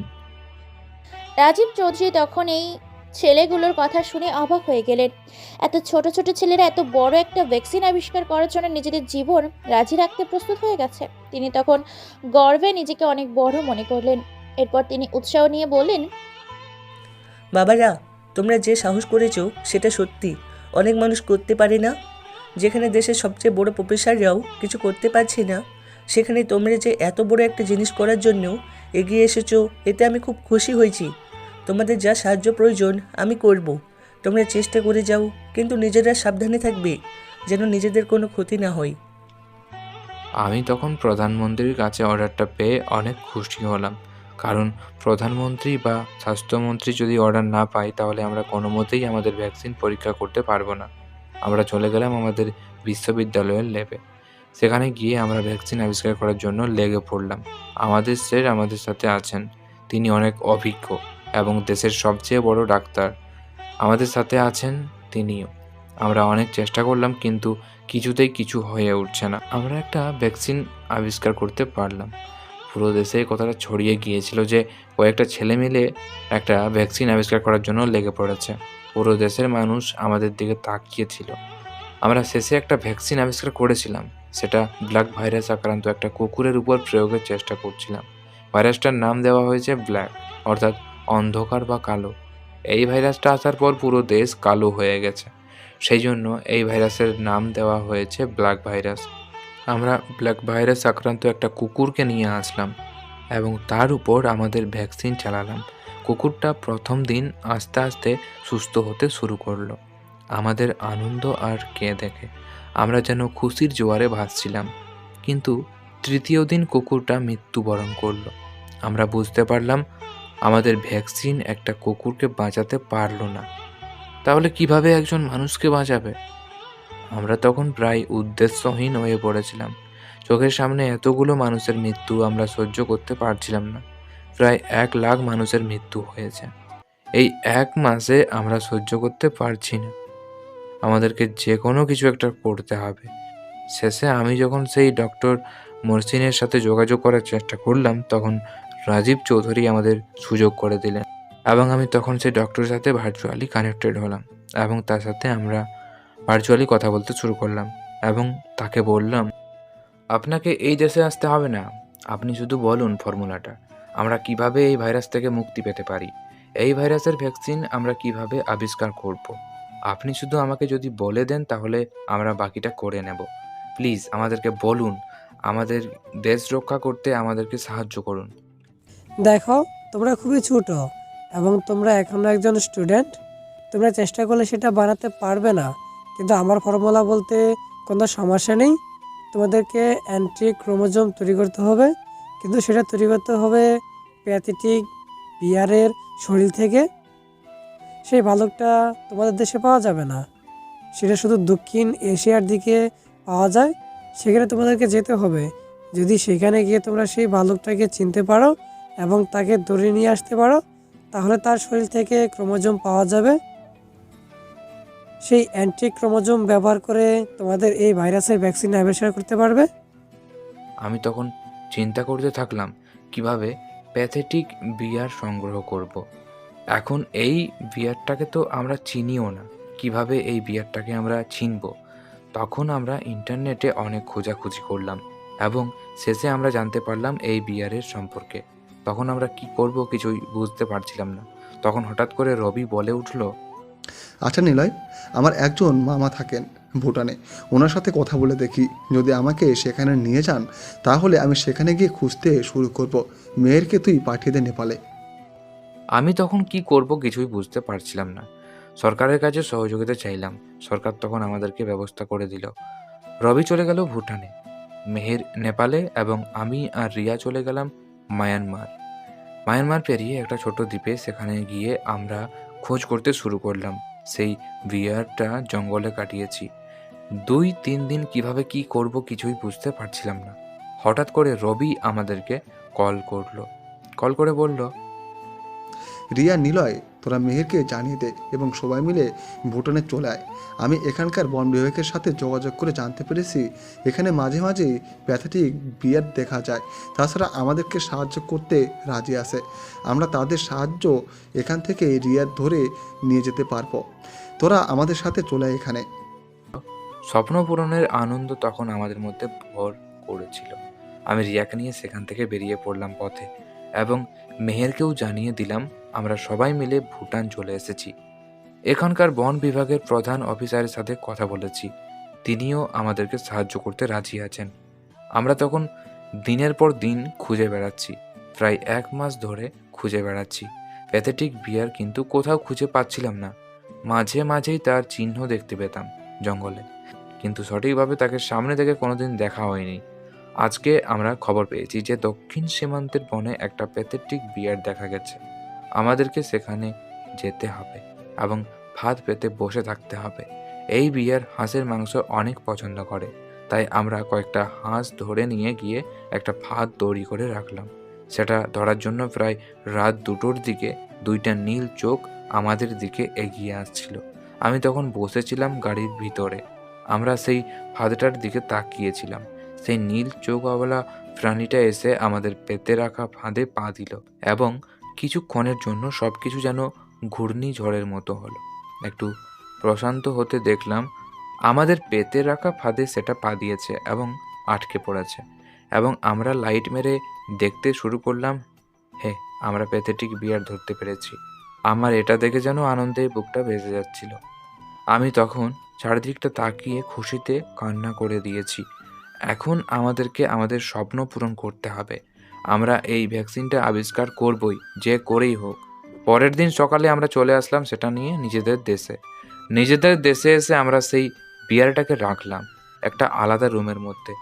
কিন্তু আমরা ভ্যাকসিন আবিষ্কারের জন্য তার শরীর যখন কাটতে গেলাম তখন বন বিভাগের সাহায্য নিলাম। যখন আমি বিয়ারটাকে হাতে দিয়ে ধরেছিলাম, হঠাৎ করে সেটা আমার হাতে তার দাঁড়ালো নখ লাগিয়ে দিল এবং হাত থেকে রক্ত পড়তে শুরু করলো। রিয়া আমার পাশে ছিল, সেটা দেখে চিৎকার করে উঠল। আমি তখন তাকে শান্ত করার চেষ্টা করলাম। সে আমার দিকে তাকিয়ে বলল, নিলয়, তোর হাতে এসব কি হয়েছে? প্লিজ দোস্ত, তুই কিছু একটা কর। আমি শুনেছি এই বিয়ার মানুষদের আঁচড় দিলে এই বিয়ারের শরীর থেকে মানুষের শরীরে বিভিন্ন প্রকার জীবাণু ছড়িয়ে পড়ে, তোর মৃত্যু হতে পারে। তুই তাড়াতাড়ি কিছু একটা কর প্লিজ। আমি তখন তার এসব দেখে অবাক হয়ে যাচ্ছিলাম। সে আমাকে নিয়ে এত টেনশন করছে। আমি তখন তার দিকে তাকিয়ে আছি। সে কান্না করছে। আমার নিজেরই কান্না আসছিল না, কিন্তু সে কান্না করছিল। তার কান্না দেখে আমার নিজের কেন জানি কেমন কেমন লাগলো। আমি তাড়াতাড়ি চলে গেলাম আমাদের স্যারের কাছে। সেটা আমাকে কিছু ওষুধ লাগিয়ে দিলেন। আমি সেটা রেখে চলে আসলাম আবার আমাদের কাছে। 3 জন যুবক আর একটা মেয়ে, এমন সাহসিকতা দেখে পুরো বিশ্ব তাক লেগে গেছে। সব দেশের মিডিয়াতে তাদের এই কর্মকাণ্ডের ভিডিও ভাইরাল হয়েছে। এটা চীনের প্রধানমন্ত্রীর চোখে এড়ালো না। সেটা দেখে তিনি খুবই রাগান্বিত হলো এবং সে তার প্ল্যান সাকসেসফুল হবে না এটা ভেবে রাগান্বিত হয়ে তার কর্মচারী জনকে বাংলাদেশে পাঠালো। জন বাংলাদেশে এসেছে নিলয়কে মেরে ফেলতে। এদিকে আমরা প্রয়োজনীয় সকল জিনিস সংগ্রহ করে ফেলেছি। এখন আমরা শুধু বানানোর অপেক্ষায়। এখন আমাদের সাথে দেখা করতে এসেছেন সরকারের পক্ষ থেকে আবিদ সাহেব। আমাদের সামনে বসে আছেন। তখন প্রায় রাত 10টা। আমরা এতক্ষণ বসে এসব বিষয় নিয়ে আলোচনা করছিলাম। তখন হঠাৎ করে কিছু একটা আমাদের দিকে তেড়ে আসছিল। হঠাৎ করে আমাদের সামনে থাকা একটা গ্লাস ভেঙে গেল। আমরা বুঝতে পারলাম কেউ একজন গুলি করেছে। আবিদ সাহেব তখন তার সিকিউরিটিদের বলে দিলেন সবাই প্রস্তুত হয়ে গেল, কিন্তু কে আমাদের আঘাত করলো সেটা আমরা বুঝতে পারলাম না। হঠাৎ করে রবি চিৎকার করে উঠল। আমরা দেখতে পারলাম রবির হাতে গুলি করেছে, কিন্তু কোথা থেকে গুলি করেছে সেটা আমরা দেখতে পাচ্ছি না। হঠাৎ করে দরজার আড়ালে কাউকে দেখতে পেলাম, তখন আমরা দৌড়ে তাকে ধরতে গেলাম। আবির সাহেব আমাদের সাথে গেলেন। তখন লোকটার মুখ দেখলাম, কিন্তু তাকে চিনতে পারলাম না। আমাদের দেশের লোক না, বিদেশি লোক। আমরা তখন তাকে দেখে চিনতে পারলাম না। তখন লোকটা পালিয়ে গেল। আবির সাহেব তখন বললেন, আমাকে এখনই স্যারের সাথে দেখা করতে যেতে হবে, না হলে অনেক বড় সর্বনাশ হয়ে যাবে। এই লোকটাকে আমি চিনি। এই লোকটা হচ্ছে চীনের প্রেসিডেন্ট ইয়াংয়ের একমাত্র কর্মচারী জন। আমরা তখন বুঝতে পারলাম এটা কি হয়েছে। হয়তো এই ভাইরাসটা এরাই পাঠিয়েছে বাংলাদেশকে ধ্বংস করে দেওয়ার জন্য, এবং তারা পরেও আমাদেরকে অ্যাটাক করতে পারে। তখন রবিকে দৌড়ে নিয়ে আমরা রাখলাম। তখন স্যার রবির হাতে ব্যান্ডেজ করে দিলেন। রবি চিৎকার করছিল ব্যথায়। এদিকে আবির সাহেব দৌড়িয়ে চলে গেছেন রাজীব চৌধুরীর সাথে দেখা করতে। রাজীব চৌধুরী আবির সাহেবকে এত তাড়াতাড়ি দৌড়ে আসতে দেখে জিজ্ঞেস করলেন, কি ব্যাপার আবির, তোমার কি হয়েছে? এভাবে এত তাড়াতাড়ি দৌড়ে আসছো, কিছু সমস্যা হয়েছে?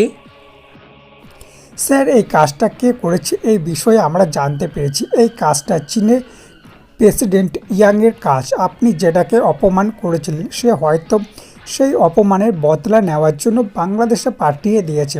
কারণ আজকে যখন আমি নিলয়দের সাথে দেখা করতে যাই, তখন হঠাৎ করে একজন এসে গুলি করতে শুরু করে। আমরা দৌড়ে তার পেছন পেছন গিয়ে দেখি সেটা জনের ছিল, কিন্তু তাকে ধরতে পারিনি।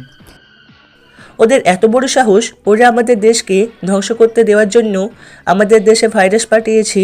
ওদের পরে দেখা যাবে। এখন ভ্যাকসিনের বিষয়টা দেখো, ওরা যেন এটা নষ্ট করতে না পারে। কিন্তু স্যার, আমরা যতই গার্ড রাখি না কেন, তারা ভিন্নভাবে এটা ধ্বংস করে দিতে চাইবে। এখন আমরা কি করব? আমরা এখন চিন্তায় পড়ে গেলাম। একবার যখন অ্যাটাক হয়েছে তখন আবার হতে পারে। এখন আমরা কি করব? কোথায় লুকিয়ে রাখবো? যেখানে লুকিয়ে থাকি না কেন, এদের লোকেরা আমাদের ধরে ফেলবে। তখন আমরা সবাই মিলে প্ল্যান করলাম একটা খুব নির্জন জায়গায় গিয়ে লুকিয়ে থাকবো। কিন্তু আমরা কোথায় লুকাবো? তখন আমরা প্ল্যান করলাম আমরা চলে যাব খাগড়াছড়িতে। সেখানে আমাদের জিনিসপত্র নিয়ে চলে গেলে সেখানে অনেক জায়গায় পাহাড়ি এলাকা রয়েছে, এবং পাহাড়ি এলাকায় কোনো এক গুহার ভেতরে আমরা আমাদের প্ল্যান সাকসেসফুল করব। আমরা যেই কথা সেই কাজ করলাম। আমরা সবাইকে গোপনে জানিয়ে দিলাম রাজীব সাহেবকে, কারণ এখন আর আমাদের কাউকে জানালে হবে না। মিডিয়ার লোক যদি জানতে পারে আমরা এখানে গিয়েছি তাহলে নিউজ করবে, এবং পরে আমাদের উপরে অ্যাটাক হবে। আমি, মিলাদ স্যার, রবি, রিয়া, মেহের সবাই চলে গেলাম সেখানে গিয়ে আমরা একটা গুহার ভেতরে আশ্রয় নিলাম, এবং যেখানে আমাদের ল্যাব গড়ে তুললাম।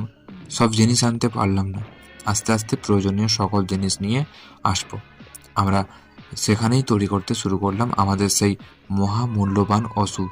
কিন্তু কিভাবে আমরা এটার কার্যক্রম শুরু করব, আমরা তখন আস্তে আস্তে কাজ শুরু করলাম।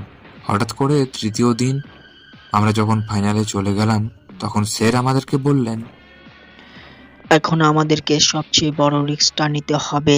এই ভ্যাকসিনের মধ্যে থেকে একটা গ্যাস নির্গত হবে। এটা যদি মানুষের শরীরে ঢুকে তাহলে সে হয়তো বাঁচবে, নয়তো মরে যাবে। এখন এটা পরীক্ষার জন্য একজন লোক প্রয়োজন। আমাদের মধ্য থেকে আমি সবচেয়ে বয়স্ক, তাই আমি চাই আমি যেন এটাই সামনে দাঁড়াই। তোমাদের দিকে তাকিয়ে আছে পুরো দেশ, তোমরা আগামী প্রজন্ম। আমি হয়তো কয়েকদিন পরেই মারা যাব, এর থেকে ভালো এই রিস্কটা আমি নিয়ে নেই। কি বলছেন স্যার? এটা কিভাবে সম্ভব? আপনি এই কাজ কিছুতেই করতে পারেন না। আপনি দেশের এত বড় একজন ডাক্তার। আপনি যদি মৃত্যুবরণ করেন তাহলে পৃথিবীর একজন বিখ্যাত ডক্টরের মৃত্যু হবে। আমি চাই না আপনার কিছু হোক। আমি দাঁড়াচ্ছি এখানকার সামনে। নিলয়, এটা কিছুতেই হতে পারে না। তুমি কেন এখানে দাঁড়াবে? তুমি এত ভালো একজন স্টুডেন্ট। তুমি যদি ঠিক মতো পড়াশোনা করো তাহলে তুমি দেশের একজন উজ্জ্বল নক্ষত্র হতে পারবে। তুমি এই কাজ করতে পারো না, আমি এই কাজ করব। স্যার, প্লিজ আমি আপনার কাছে রিকোয়েস্ট করছি, আমি যখন শুরু করেছি এটা তাহলে আমি শেষ করতে চাই, তাই এই সবগুলো আমি রিস্ক নিতে চাই, প্লিজ আপনি না করবেন না, আমি আপনার পায়ে ধরি স্যার প্লিজ। স্যার তখন কি বলবেন কিছুই বুঝতে পারছি না। আমি আমার বন্ধুদের দিকে তাকালাম, তারা শুধু আমার দিকে অবাক দৃষ্টিতে তাকিয়েছিল, কিছু বলতে পারছিলাম। সবার মুখ যেন বন্ধ হয়ে গিয়েছিল। গুহার ভিতরে আমরা পাথর দিয়ে আলাদা একটা জায়গা করে নিলাম যেখানে দাঁড়াবো। কেউ চাইছিল না আমি যাতে যাই, সবাই আমার দিকে তাকিয়েছিল। রাতেই আমরা এই কাজটা শুরু করব, কারণ দিনের বেলায় গ্যাস ছড়িয়ে পড়লে বাইরে যদি মানুষ আসা যাওয়া করে তাহলে তাতে মানুষ মৃত্যুবরণ করতে পারে। তাই আমরা রাতে করার প্ল্যান করলাম এবং বিকালের দিকে আমি প্রস্তুত হয়ে নিলাম। মনের ভিতর কিছুটা ভয় কাজ করছিল, কিন্তু বিকালে আমি গুহার বাইরে একটু দাঁড়িয়ে রইলাম, কারণ এখন একটু শান্তিতে নিঃশ্বাস নিতে চাই। যদি আর কোনোদিন এই নিঃশ্বাস নিতে না পারি তাহলে কি হবে। হঠাৎ করে আমার পিঠে ভারী কিছু অনুভব করলাম। দেখলাম আমার পিঠে কেউ কান্না করছে। জড়িয়ে ধরে আমি পিছনে ফিরে তাকাতেই দেখি রিয়া আমাকে জড়িয়ে ধরে কান্না করছে। আমি কিছুই বুঝতে পারছি না। রিয়া আমার দিকে তাকিয়ে বলল, প্লিজ নিলয়, তুই এই কাজটা করিস না, আমার খুব ভয় লাগছে। তোকে আমি একটা কথা বলতে চাই, জানি না আর কোনোদিনও তোকে বলতে পারবো কিনা, তাই তোকে বলে দিতে চাই। আমি তোকে প্রচণ্ড ভালোবাসি, সেই কলেজ লাইফ থেকে তোকে আমি ভালোবাসি, কিন্তু কোনোদিনও বলতে পারিনি আমাদের বন্ধুত্ব নষ্ট হওয়ার ভয়ে। প্লিজ। আমি তখন তার দিকে তাকিয়ে আছি। সে এতটা করুণ দৃষ্টিতে আমার দিকে তাকিয়ে কথাগুলো বলছিল। সে দেখতে অসম্ভব সুন্দর এবং আমিও তাকে পছন্দ করি, কিন্তু এখন আমি কি করব? সে আমার দিকে তাকিয়ে কান্না করছে। আমি তখন তাকে জড়িয়ে ধরলাম। সে আমাকে বলল, প্লিজ তুই এই কাজটা করিস না, তুই আমাকে দিয়ে দে, আমি এই কাজটা করি। আমার তো বাবা মারা গেছেন, আমার বেঁচে থেকে কী লাভ, মা যে কোনোভাবে চলে যাবেন। কিন্তু তুই এত ভালো একজন স্টুডেন্ট এবং তোর মতো সেই প্রতিভা আছে, তুই ভালো কিছু করতে পারবি। প্লিজ তুই এই কাজটা করিস না, আমাকে দিয়ে দে, আমি মরে যাই। তুই মরে গেলে আমার ভালোবাসার কি হবে? আর এটাতে যে মরে যাব এটা কি শিওর? বাঁচতেও তো পারি আমরা। তাই এসব নিয়ে চিন্তা করিস না, আমরা নিশ্চিত এই ভ্যাকসিনটা বানাতে পারবো এবং আমরা সফল হব, মনোবল রাখ। রিয়া কান্না করেই যাচ্ছে। তখন আমি তাকে থামাতে পারছি না। সে আমাকে জড়িয়ে ধরে আছে। তখন মেহের পেছন থেকে বলে উঠল, ভালো ভালো, এখানে ভালোবাসা চলতেছে আর আমাদেরকে ভেতরে রেখে বন্দি করা হয়েছে, তাই না? তোরা আসলেই খারাপ। হ্যাঁ বন্ধু, আমাদের দুজনকে ভিতরে রেখে তারা এখানে বাইরে এসে প্রেম ভালোবাসা করছে, আমাদেরকে ভিতরে বন্দি করে রেখে, তাই না? তোদেরকে এখনই পাহাড় থেকে ফেলে দিয়ে মেরে ফেলবো। আমি তখন হেসে সবাইকে জড়িয়ে ধরলাম। সবাই আমাকে জড়িয়ে ধরে এসে কান্না করে দিল। সবার মনেই ভয়। আমার তাদের কান্না দেখে কিছুটা ভয় লাগলেও তাদেরকে সান্ত্বনা দেওয়ার জন্য মনোবল রাখলাম। সন্ধ্যার পর আমাদের শুরু হলো পরীক্ষা। আমি গিয়ে গ্লাসে তৈরি একটা ঘরের ভিতরে ঢুকলাম এবং সেই গ্যাসটা ছেড়ে দেওয়া হলো, কারণ আমাদের কাছে এখন ভাইরাস আক্রান্ত কোনো মানুষ নেই। যদি আমরা এখানে ভাইরাস আক্রান্ত কোনো মানুষকে নিয়ে আসি তাহলে এই এলাকায় ভাইরাস ছড়িয়ে পড়তে পারে। তাই আমরা শুধু ভালো একজন মানুষকে এই গ্যাস প্রয়োগ করে দেখছিলাম। যদি মানুষের শরীরে অ্যান্টিবডি তৈরি হয়ে যায় তাহলে বোঝা যাবে এই কাজটা সফল হয়েছে। আমরা তখন রেডি হয়ে গেলাম। আমি সবার থেকে পারমিশন নিয়ে ঢুকে বললাম, গ্লাসের ভিতরে গ্লাসের বাইরে দাঁড়িয়ে কান্না করার দৃশ্য দেখছিলাম। সবাই কান্না করছে। গ্যাস ছেড়ে দেওয়া হলো। ভিতরটা কেমন জানি একটা শীতল অনুভব হচ্ছিল। কিছুক্ষণ পর কিছুটা কাশি চলে আসলো। তখন বাইরে তাকিয়ে দেখলাম আরো বেশি কান্না করছে। বুঝতে পারলাম তারা হয়তো আমার কাশি দেখে ভয় পাচ্ছে, কিন্তু আমি স্বাভাবিক ছিলাম। আমার শুধু ভিতরে হালকা হালকা ঠান্ডা লাগছে, মনে হচ্ছিল বুকের ভিতরে এসি ছেড়ে দিয়েছে, এমন অবস্থা। আমি তখন তাদের দিকে তাকিয়ে শান্ত হতে বললাম। তারা আমার দিকে তাকিয়ে আছে। প্রায় 10 মিনিট এভাবে থাকলাম। এরপর আমাকে বের করে আনা হলো এবং স্যার পরীক্ষা নিরীক্ষা করলেন এবং সেই রিপোর্ট পাঠিয়ে দিলেন হেড অফিসে। সবার মুখে হাসি দেখতে পারলাম। আমি সবাইকে গিয়ে জড়িয়ে ধরলাম তখন তারা পরের দিন আমাদেরকে রিপোর্ট দিল আমার রোগ প্রতিরোধ ক্ষমতা প্রায় দ্বিগুণ হয়ে গেছে। তখন আমরা বুঝতে পারলাম আমাদের এটা কাজ করতে শুরু করেছে। আমাদের খুশি আর দেখে কে। তখন আমরা হাসতে হাসতে সেখান থেকে বেরিয়ে চলে আসলাম সরকারের কাছে এবং রাজীব চৌধুরীর সাথে যোগাযোগ করলাম। তিনি আমাদেরকে ডেকে নিয়ে আসলেন। আমরা তখন ঢাকা মেডিকেল কলেজে চলে গেলাম এবং সেখানে একটা বাচ্চার উপর প্রথম ট্রাই করলাম আমাদের ওষুধ, কারণ আমাদের ওষুধের ক্ষমতা আমরা চেক করতে চাইছিলাম। যদি বাচ্চা সুস্থ হয়ে যায় তাহলে বড় মানুষের উপর ট্রাই করব। আমরা তখন উৎসুক দৃষ্টিতে একটা বাচ্চার উপর ইঞ্জেকশন পুশ করে দাঁড়িয়েছিলাম। কি করব কিছুই বুঝতে পারছি না, শুধু তার দিকে তাকিয়ে আছি, তার অবস্থা পর্যবেক্ষণ করছি। 3 দিন এভাবে চলল। সাধারণত 2 দিন হলেই মানুষ মারা যায়, কিন্তু সে 3 দিন বেঁচে আছে। এটা আমাদেরকে কিছুটা সাহায্য করলো এবং প্রায় 9 দিন পর সে সুস্থ হয়ে উঠল।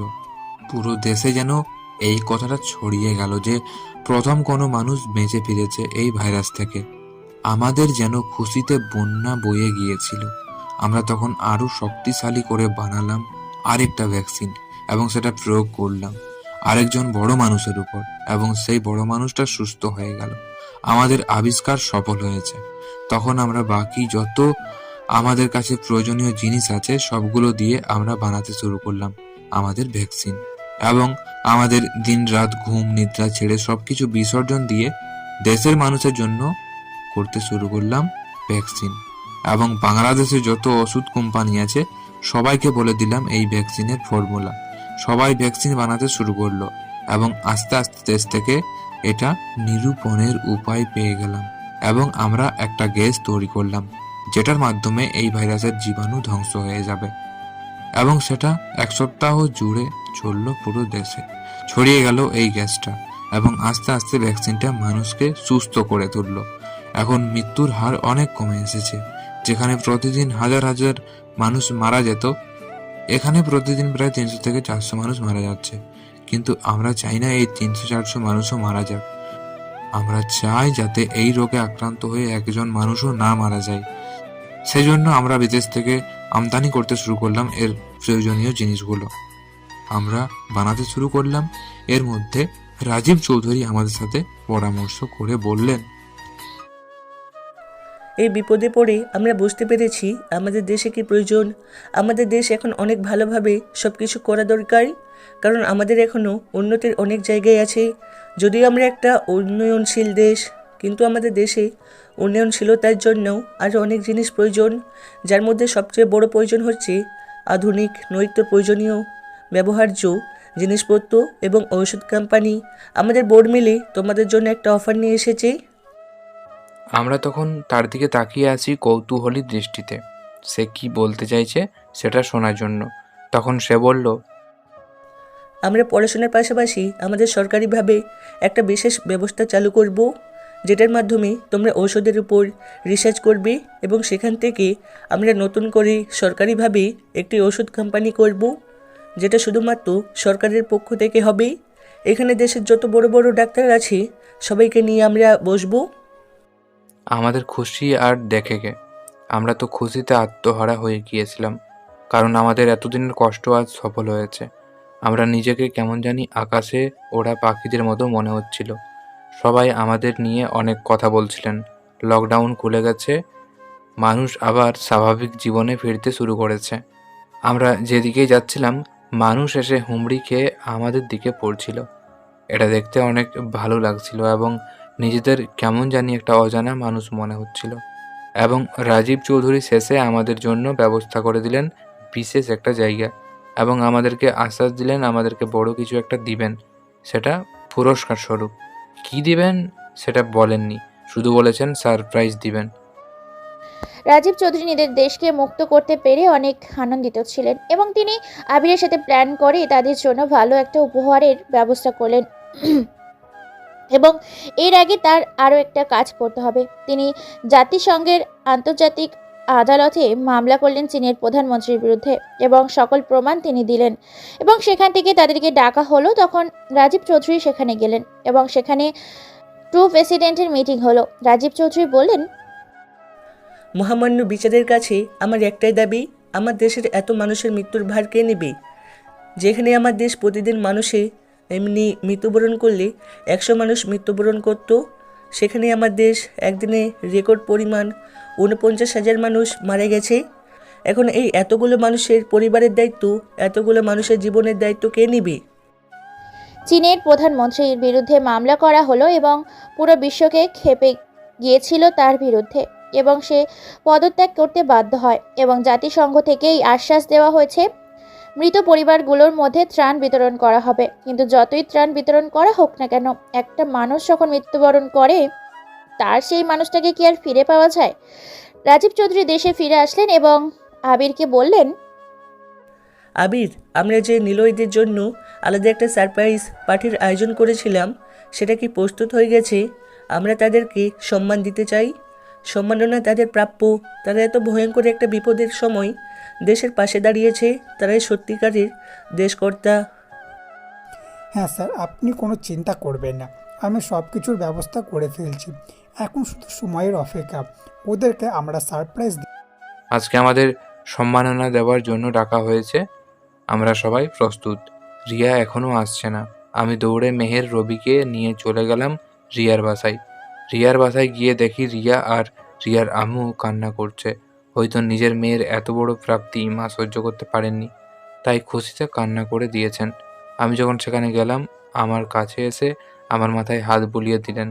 আমার বাবা মাকেও শহরে নিয়ে এসেছি, নিজের ছেলের এত বড় একটা প্রাপ্তি তারা সামনে থেকে দেখবে না, এটা কি হয়? আমি তখন রিয়ার আম্মুকে জড়িয়ে ধরলাম।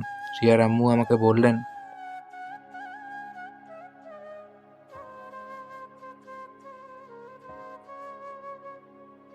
আমি তোমার লজ্জায় সেখান থেকে চলে আসলাম। মেহের পেছন থেকে চিৎকার করে বলল, জামাই সাহেব যতই লজ্জা পেয়ে পালিয়ে যান না কেন, আপনাকে কিন্তু এই সপ্তাহের ভিতরে আমার চাঁদনা তলায় তুলব। তখন দেখব আমাদের হাত থেকে কিভাবে পালিয়ে যান আপনি। আমরা তখন সেখান থেকে চলে আসলাম। আমাদের অনেক বড় একটা গাড়ি গিয়ে নিয়ে আসলো। সবার সামনে আমাদেরকে সম্মাননা স্মারক হিসাবে দেশের প্রায় লক্ষ লক্ষ মানুষের সামনে আমাদেরকে কিছু কাগজপত্র বুঝিয়ে দেওয়া হলো। আমি তখন কাগজটা খুলে দেখলাম আমাকে ডক্টরেট ডিগ্রি দেওয়া হয়েছে, যেটার জন্য আমি এতদিন থেকে পড়াশোনা করছি, কিন্তু এখনও আমার অনেক সময় বাকি। তখন আমি তাকালাম তাদের দিকে, তারা আমার দিকে তাকিয়ে রাজীব চৌধুরী বললেন, একজন ডক্টর যেখানে পালিয়ে গিয়েছিল ঔষধ আবিষ্কার করতে পারবেন না বলে, সেখানে তুমি আবিষ্কার করে দেখিয়েছো। সেখানে তুমি সর্বপ্রথম ডাক্তার উপাধি পাওয়ার যোগ্য। ওরা তো শুধু নামে ডাক্তার, কিন্তু তুমি আসলে কাজে ডক্টর। তুমি ডক্টর উপাধি পাওয়ার যোগ্য। আমি তোমাকে ডক্টর উপাধি প্রদান করলাম। এরপরে আমাদের সবাইকে সেখানে আলাদা আরও একটা উপহার দেওয়া হলো এবং সেগুলো বাড়িতে গিয়ে খোলার জন্য বলা হলো, এবং আমরা সেখান থেকে চলে আসলাম। সেখানে কত মানুষ আমাদের দিকে তাকিয়েছিল, সেটা দেখতেই আমাদের ভালো লাগছিল। আমি তখন বাসায় আসলাম। আমরা সবাই মিলে উৎসুক হয়ে সেই প্যাকেটটা খুললাম এবং ভিতরে দেখতে পারলাম কিছু জমির কাগজপত্র। আমাদের সবাইকে একটা বাড়ি উপহার দেওয়া হয়েছে এবং অনেক টাকার চেক আছে। সেখানে সবাই আনন্দে আত্মহারা। সবচেয়ে বেশি আনন্দ এগুলো পাওয়ার ভিতর নয়, আমরা আনন্দিত এটার জন্য যে আমাদের কাজ সফল হয়েছে, আমরা কিছু মানুষকে বাঁচাতে পেরেছি। এটাই আমাদের সবচেয়ে বড় প্রাপ্তি। আমার আব্বু আম্মু এসেছেন। আব্বু আম্মুকে আমি বললাম, আব্বু, রবি আর মেয়রের কাছ থেকে শুনেছো আমি রিয়াকে ভালোবাসি। আব্বু, এখন যদি তোমাদের কোনো আপত্তি না থাকে তাহলে আমি রিয়াকে বিয়ে করতে চাই। যদি তোমাদের আপত্তি থাকে তাহলে তোমরা বলতে পারো। বাবা তখন আমার কাছে আসলেন, এসে আমাকে জড়িয়ে ধরে বললেন, আর এত দিনের কষ্ট সফল হয়েছে বাবা। আমার ছেলে যে এত বড় একটা কাজ করতে পেরেছে এই বিশ্বাসই করতে পারছি না। আমি এত কষ্ট করে তোকে পড়াশোনা করেছিলাম শুধুমাত্র এই দিনটা দেখার জন্য। তুই আমাকে সেই দিন দেখিয়ে দিয়েছিস বাবা, আমার স্বপ্ন পূরণ করে ফেলেছিস। তো আমার কোনো আপত্তি নেই, আমি মেয়েটার মায়ের সাথে কথা বলবো। বাবা পরের দিন কথা বললেন রিয়ার মায়ের সাথে এবং সবাই মিলে চেপে ধরলো আমাকে বিয়ের জন্য, এবং আমরা বিয়ে করতে বাধ্য হলাম। 1 সপ্তাহের ভিতরে মেহের যেরকম বলেছিল ছাদনাতলায় নিয়ে যাবে, সেরকম ছাদনাতলায় নিয়ে আসলো মেহের তখন আমার কাছে এসে কানে কানে বলল, দোস্ত, তুই এটা ঠিক করলি না। আমরা দুজনই আছি, আমাদের মাথার উপর দিয়ে তুই বল নিয়ে গোল দিয়ে দিলি। আমরা এতদিন থেকে বন্ধু ওর, কিন্তু আমাদের ভালোবাসলো না। তোকে কেন ভালোবাসলো? আমাদেরকে ছেড়ে এরকম গোলটা দিয়ে দিলি। তুই এটা করতে পারলি দোস্ত? আরে পাগল, খালি মাঠে যে গোল দেয় সে কি কোনোদিন প্লেয়ার হতে পারে? আমি দেখছিস কিভাবে সবাইকে ড্রিবলিং করে গোলটা দিলাম, এবং এই গোলের মধ্যে আলাদা একটা আনন্দ আছে। এটার জন্য যোগ্যতা লাগে, যেটা তোর মধ্যে নেই। শুধু তোর মাঝে আলাদা যোগ্যতা আছে। শালা পাটপার, আমাদের রেখে বিয়ে করছিস। তুই কি ভেবেছিস আমার বিয়ে হবে না? আমি আমার মামাতো বোনকে বিয়ে করব। আর আমার যে গোপনে গার্লফ্রেন্ড আছে সেটা তো আমি আর মেহের ছাড়া কেউ জানে না। তোরা কি ভেবেছিলি তোরা আমাদের উপর দিয়ে চক্কা মেরে দিবি আর আমরা শুধু বসে বসে দেখব? তোদের থেকে বড় চালাক হলাম আমরা। আমি তখন দুইটার মাথায় থাপ্পড় দিয়ে জড়িয়ে ধরলাম। আমাদের এই বন্ধুত্ব চিরদিন এভাবে চলতে থাকুক, এটাই আশা। আমাদের বন্ধুত্বের কারণেই আমরা এই কাজটা করতে পেরেছি। কত ভয়ঙ্কর পরিস্থিতির মোকাবেলা করেছি সেটা শুধুমাত্র আমরা জানি। আসলে মানুষের জীবনে মানুষ চেষ্টা করলে কি না পারে। মানুষ সব কিছুই করতে পারে, শুধুমাত্র সে চেষ্টা করে না। মানুষ ছোটকে ছোট ভাবে, ছোট যে কোনো একটা কাজ করলে সেটা মানুষ তেমন একটা দাম দেয় না, মনে করে এটা ছোট মানুষ, সে কি করতে পারবে। কিন্তু অনেক সময় দেখা যায় আমাদের ছোটরা এমন অনেক কাজ করে ফেলে যা আমরা বড়রা করতে পারি না। তাই আমাদের উচিত সবার যোগ্যতাকে সম্মান দেওয়া এবং সবার প্রতিভাকে বিকাশের সুযোগ দেওয়া। কারণ আমরা যদি একটা মানুষকে অবহেলা করি তাহলে তার প্রতিভা সে দেখাতে পারবে না। যদি আমরা সবাইকে সম্মান করি এবং সবার যোগ্যতাকে প্রমাণের সুযোগ দিই তাহলে একটা ছোট মানুষ অনেক বড় কাজ করে ফেলতে পারে। শুধু একটা জিনিস মাথায় রাখতে হবে, তাকে বিশ্বাস করতে হবে এবং তাকে শক্তি যোগাতে হবে। যদি আমরা শুরুতেই তাকে নিঃস্ব করে দিই তাহলে সে কিভাবে একটা কাজ সফল করবে। তাই আমাদের উচিত সবসময় তাকে সম্মান দেওয়া এবং তার প্রতিভা বিকাশের সুযোগ দেওয়া।